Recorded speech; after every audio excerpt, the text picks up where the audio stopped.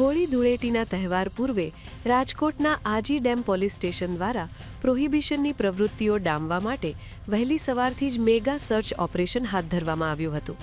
Police commissioner Brajeshkumar ઝાની સૂચનાથી PI A. જાડેજાના માર્ગદર્શન હેઠળ અલગ અલગ 21 ટીમો બનાવી વિવિધ વિસ્તારોમાં રેડ કરવામાં આવી હતી.